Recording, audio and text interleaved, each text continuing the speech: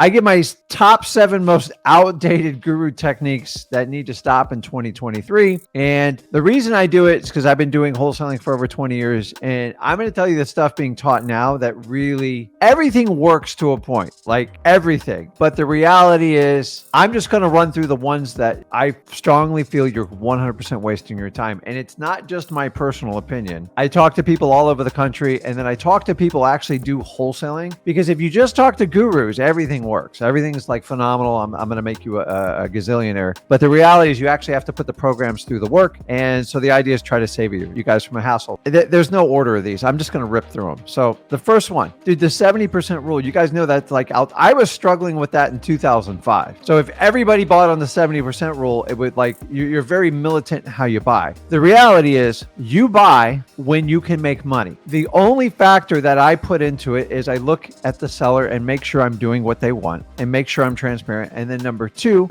if my risk is minimized, if I can make $1,000 and everybody's okay with it and I have zero risk, go for it. I don't care. Actually, my first few deals were very, very small, $2,000 to $3,000 wins because I didn't know what I was doing. But like, who cares if you make $1,000, $3,000, or $5,000 on your first deal and you minimized your risk? And honestly, you maybe paid $100 out of your pocket. Dude, that's a 10 times return on your money. And if you can just do it once, you can figure out how to master it with freewholesaling.com. Work with me and Zach. And I'm here to tell you the 70% rule, guys, just throw it out the window. Here's the 70% rule. If you can buy a property 70 cents on the dollar and minus off the repairs or doesn't need repairs, you will make a killing. End of story. That's all you need to know about the 70% rule. But sometimes you got to buy it at 68%. Sometimes it's 76%. Hell, I bought them as high as 93%. If I am going to make money and minimize my risk, what do I care about the 70%? So I would love to tell you like there's a hard set rule in wholesaling. If you use the 70% rule, you probably won't do a deal this year. That's just, now, once you get really good at talking to people, eventually you will be buying deals a lot in the 70% range, but nobody ever starts out just go, I'm going to get every deal at 70%. So on average, most wholesale deals are probably closer to 76 to 79% if I had to take 1,000 transactions. So if I did 70% and this guy's buying at 74 behind me, he or she's going to crush me. And that's what, like, everyone's figured out how to do it. So, and a lot of times you can get a buyer to pay more. Who cares? So throw the 70% out. It doesn't work. Number 2, stop trying to be like perfect and stop trying to fake it till you make it. I was always bothered with the fake it till you make it. It just makes no sense. Just enjoy the journey. You don't know anything when you start. And so if you're excited about it and you're enthusiastic about it, there's so much more you can do. But so many gurus teach you to like put on a jacket, wear these polished tennis shoes, like wear a hat. Like, here's what you have to understand. You can't be Rick. You can't be Zach. You can't be Tony Robbins.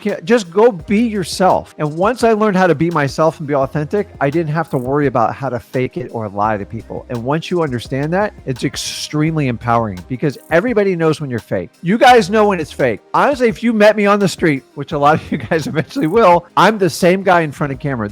I can't tell you how many people I meet on camera and then I meet them off camera. I'm like, well, you seem a lot different when you're on camera. I'm just here to tell you, if you are not going to be your true authentic self, people are going to see through you and you're going to struggle. And you're going to have to keep up this persona. If it's not really you, then you're going to get imposter syndrome, which is the guru's primary thing to teach you to be someone you're not. Listen, when you get into wholesaling, you're going to change who you are. Like, well, Rick, the problem in wholesaling is because I don't like where I've been. Well, that's fine, but you still bring your family in every element. You're going to metamorphosize into a deal killer in wholesaling. Why? Because you're going to change what you allow in your life. And long as you're in true authentic self, you're helping people out. This business is actually a lot of fun when you're fake and you just put on that fake smile and stuff. People know it. I know right off the bat when people are fake to me. That's why I do not hang around a lot of gurus. Like, it's all fake. Like, everything's just perfect in guru world. I've never seen anything bad, but you can't ask any questions. You can't do this. So guys, be your authentic self. God made us all unique and different for a reason, because we would be bored if we were all the same. So I don't want you to be me. I don't need you to be this guy or that girl. Just be you and find out what your skill set is. If you're funny, then great, use it. People need to laugh more in this world. And if you don't know the answer, just come back and get them the right answer. So I'm not even going to spend a lot of time on this one. Novations have been around forever. It's just a replacement of contract, but gurus teaching newbies how to do this more advanced strategy and how to put in a dummy contract and then replace it with this one and then record legal legal affidavits that if it doesn't work out, you have to unwind or you're going to be sued for defamation of title. It's a horrible strategy, and that's why you're hearing less and less about novations. They're very challenging. Now, I do a few each year, but I do it out of necessity. Like, we can't make the price work. This doesn't work. I have someone that can buy it. Here's the deal. We're going to make X amount of money if I bring them in. If you're okay with it, I'll replace with my contract. If not, I understand it. The difference is I write a real contract to make it stick. Most Novation courses are teaching you to write fake contracts. And by definition of fraud, writing a fake contract is tricking people into getting into an agreement. This is my opinion on novations.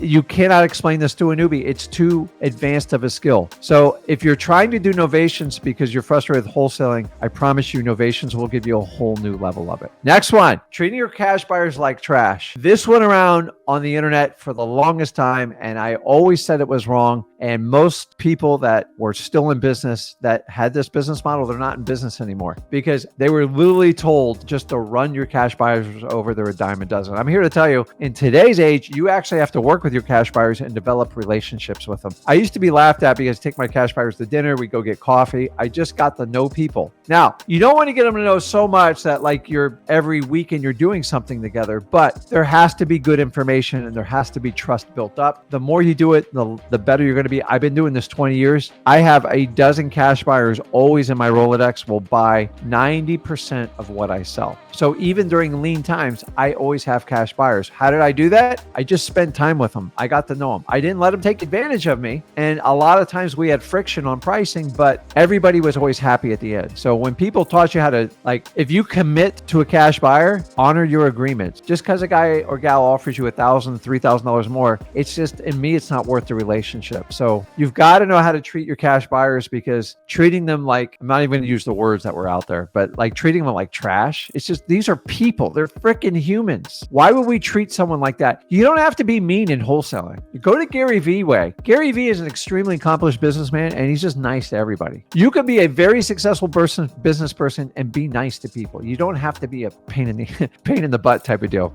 Okay, so perfect comps. Guys, this is like, this MAO thing, I've already taught you. It's one of the worst techniques you can figure. If you're trying to figure out what your MAO on every property going in, the reality of what you're trying to do is you're trying to get a yes on the first try. And like basic negotiating 101 is you guys want to go for the yes on the first offer. And I've been taught this in wholesaling every time. I ran my business like this almost 5 years, and I'm telling you, it's wrong. So many of you try to predict what your sellers want, and I'm here, you don't have any idea what they want. You have no idea what they want. And I used to go, I know he wants 175,000, so I'm going to make an offer at 170. And I'm here to tell you, after doing this 20 years, I never know. My salespeople never know. So how do you do it? You build up a massive amount of rapport that we teach over at freewholesaling.com. And then when it comes to negotiation, when you come to make the offer, you're going to use the go for no method. And it simply states is you want a rejection on your first offer so you can explore and find out what the reaction to your seller is and get a counter offer so you can start the negotiation. The problem with an MAO theory is if you start there, where are you going to go if it doesn't work? You're done. So negotiations got to start naturally. The easiest way to start a negotiation is the go for no. And I teach you plenty of methods at freewholesaling.com. I know it's uncomfortable, guys. Dude, I've been doing this 20 years. You don't have to tell me. I don't like friction with people either. Nobody naturally wants to like get in like battles with people, but it is part of the process and you have to make it fun and engaging. And the problem is if the house is worth 200 and you're trying to buy at 175, 180 at your max and you come in at like 172, you are done. There's no negotiation. You are basically playing MLS realtor rules. So the go for no method is basically if it's worth 200 and I said, listen, what if I could get you $110,000 cash? And I just shut up. And then I'm usually going to get a violent reaction from the seller. Like, listen, I can't take anything less than 150. Okay. So we're somewhere between 110 and 150. Now I've made negotiation. Now I have a boundary and all I need to do is massage it and work it and keep trial closing it. But if you go in at 175 and they reject your offer, what are you going to do? And that's how most of you do it. Stop trying to get a yes on the first try. You want to get a no. And when you get a no, now you started a real negotiation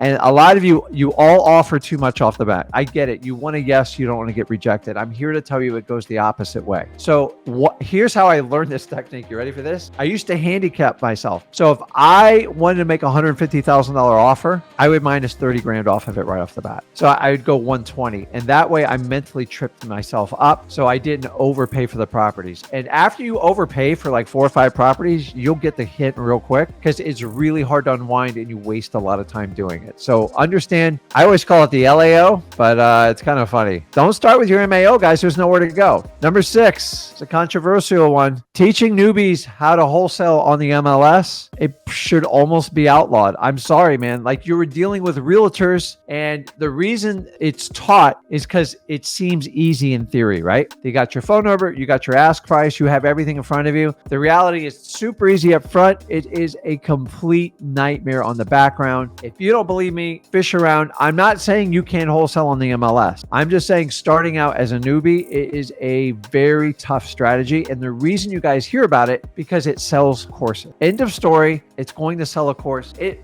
sounds perfect in theory, but I'm just telling you, I buy on market properties only for specific properties I need to complete a portfolio or a deal. I never go hunting on the MLS. Now, the only time I did was in 2009 because it was amazing, but I've yet to see any duplication of that. We're all waiting for some sort of drop, but I'm just telling you, we're kind of past it in Florida. We still have issues, but it's still not there. But I'm just telling you, MLS wholesaling, guys, go for it. Try it out. Give me some feedback on it, because you now are entering into realtor world and it's a whole new set of rules. And by the way, doing an assignment on an MLS deal is very, very difficult. And most courses and most gurus that teach it, they teach you how to lie and manipulate to the seller, the buyer, and the agent. And the problem is it's going to catch up to you. These are professionals. And honestly, they don't want to be in a wholesaling transaction if they don't know they're going to be in it. And I promise you, if they don't know it, by the time you get to closing, I guarantee they'll know it. So you want to watch out for this. Just let bad deals go, guys. This is not a time that you should be doing bad. If the numbers don't work and you've used all the techniques at freewholesaling.com, move on. The only thing that can fix a bad deal is time and circumstance, which you and me don't control. So all you can do is put them up in your follow-up and see what happens with it. So I'm just telling you, when the deal doesn't work, don't try to sit and spend 4 hours on the comps. Guys, 10 minutes max on a comp. If you spend more than that, you're trying to force a deal to work. Why? You probably took some sort of guru course, and that's going to be your check and balance if you got a deal or not. If you got a deal and you can't make money off of it, it's not a deal. So guys, do not force bad deals. How I know when you're forcing bad deals is when you're spending way too much time on it and you're digging deep into the comps. And if you're doing any of those two factors, I want you to step back and go, am I going to make any money doing this? So all real estate transactions and wholesaling have two parts. You're either going to get a deal and make money, or you're going to get a lesson. You want an outcome. If you do nothing, you get zero. You don't get either one. You actually just destroy your self-confidence and you don't know what to do. And you guys got to understand going into it. So that is my run through of the 7 most outdated wholesaling techniques. Honestly, I could do it all day long.